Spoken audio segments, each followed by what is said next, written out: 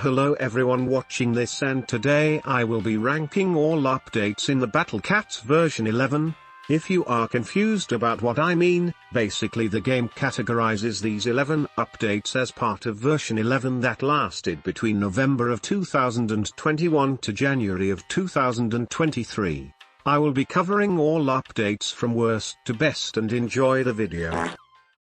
Before I continue, I would like to clarify that I understand that this update was more of a prelude to update 12.0, because of that this update is incredibly small compared to the others. We only got one new true form for Lucifer, stages for the 10th anniversary, Stardew L, talents for Kerihimon. The only new units added was for the Christmas event and the 10 years on a stone cat, which we will have to wait an entire year before being able to get, but most notable Sirius, who is actually good. But other than that there isn't anything noteworthy in this update. Bottom of this list. I am not a fan of this update. This was the first update to not have an Uncanny Legends chapter since 10.10, and it doesn't help the fact that the only new ones they added were Empress Excavation 1, and if you're asking about the Duo Advent stages, we wouldn't get them until the 8th anniversary, which was 5 months away when this update was released. But I will give some positive things in this update. Firstly, they gave true forms to all of the Easter units of that time. Hayabusa's talents were pretty good, and the change to being able to play Barons 3 times in a row every hour and a half was an amazing change that made Barons much more tolerable. But this update is only better than 11.10 because it actually had new stages. The last update in this list to not have an Uncanny Legends chapter, seeing a trend? Well, in my opinion, a legend chapter is one of the most important things an update needs to have, because at launch there isn't much new content, since most new content is locked behind a schedule that Ponos controls. And just like 11.4, Empress Excavation is one of the only new stages added in this update, this time with robotic, along with new summer event stages that forced people to grind bug units in order to get more behemoth stones, since to this day they're really tedious to get.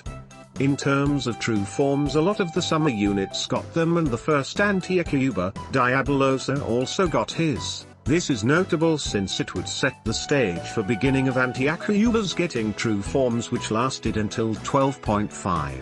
I guess they also nerfed the first stages of Empire of Cats for people who reset their game until they get something good, which is pretty neat. But none of this content aside from Cat Cactus really made any impact towards the game, which is why it's ranked 9th.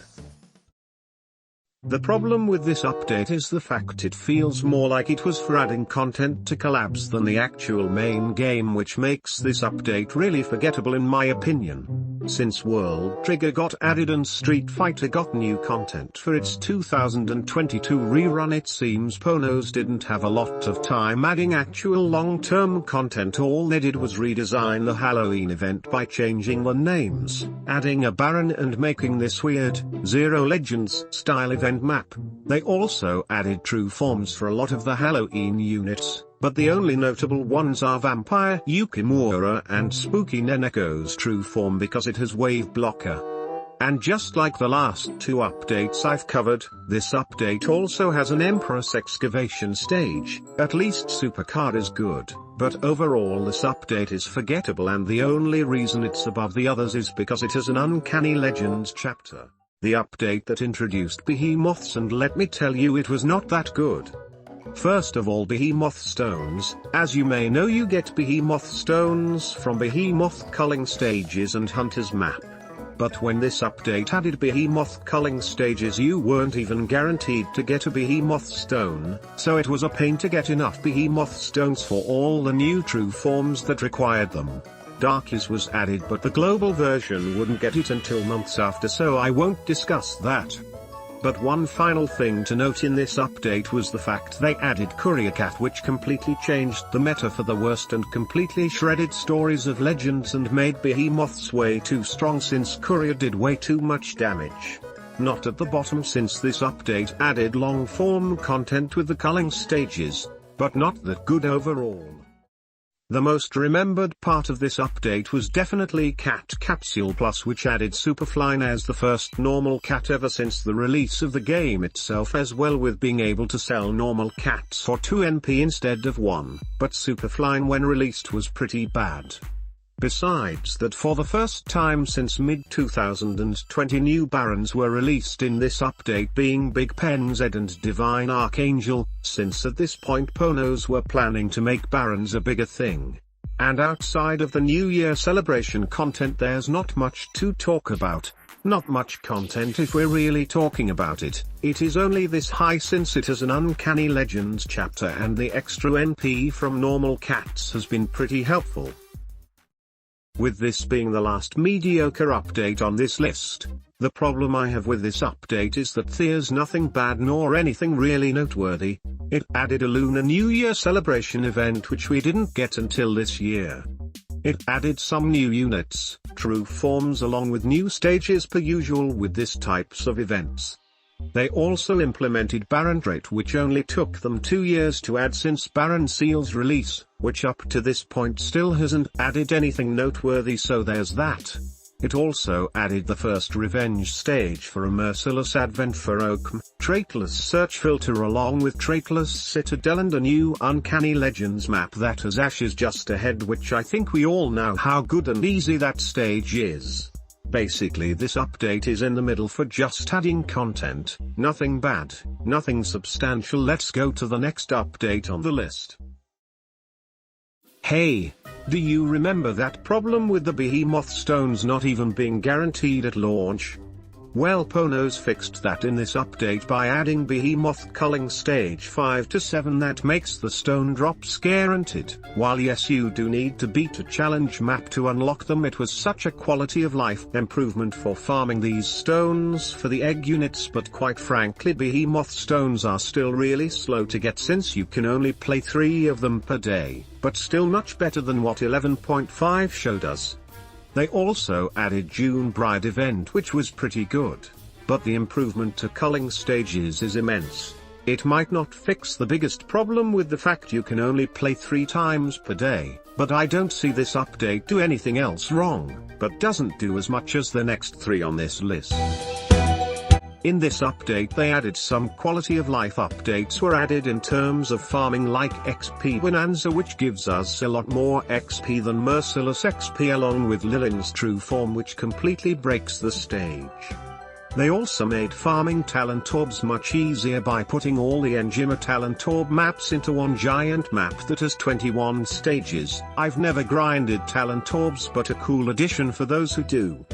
More Behemoth culling stages were added, which gave us Mushroom Cat, who is really good. One of the best things added in this update was Infernal Tower floor 31 to 40, since they're mostly really fun to play. Eulala's true form was pretty good until Loser came out and everyone forgot about him, but pretty solid nonetheless.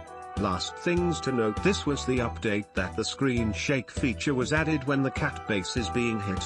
It is pretty good when you don't realize you are being attacked, especially in zombie stages, but I think there should be an option to remove that feature. Overall, I enjoy a lot of the content added in this update. The update that started version 11 of the Battle Cats, and it's definitely a big one. It added the hard remake of Heavenly Tower called Infernal Tower instead. The stages are just harder version and the rewards are not that good compared to the original, but the enjoyability of playing tower stages makes up for that, since when this released Zero Legends still wasn't out and Hermit's True Form was actually really good and made viable in relic stages. The checkpoint system was also really nice, although Ponos really needs to find another way to give gold cat fruit seeds, since locking true forms on an event that appears every 4 months isn't that good of an idea and is the reason why we haven't gotten a true form that requires a golden cat fruit seed in a long time.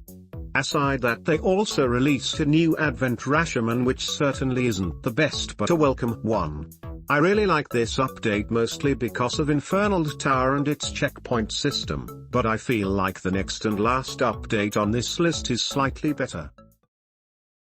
I had a hard time thinking which update of the between 11.0 or this one was better. But I feel like this update has one major change that made this update slightly better than 11.0, and if you've been keeping track you'd know what update it is. 11.3. Things added in this update was the White Day or Cat Academy event, which introduced a new way in global to level up cats. Thankfully it has never been used aside from this event. We got a new legend unit with Nala in the 43rd chapter of Uncanny Legends Behemoth's Peak, which was pretty solid before its true form came out, and Soul Strike. The new ability to be able to attack a zombie's corpse was also added, which has become pretty useful. But the best thing about this update is Cats of the Cosmos zombie outbreak. It had been about 2 or more years since Into the Future Zombie Outbreak came out, and basically no one thought there would be one for Cats of the Cosmos. But Ponos added it anyway, giving us 480 cat food along with one of the most important things of all, 50 more energy, and I much prefer 50 more energy than the not so great rewards Infernal Tower gives out. But at the end of the day, 11.3 is just slightly better than 11.0 in my opinion, but if you disagree that's okay. If you stayed until the end I hope you enjoyed this video and have a good day.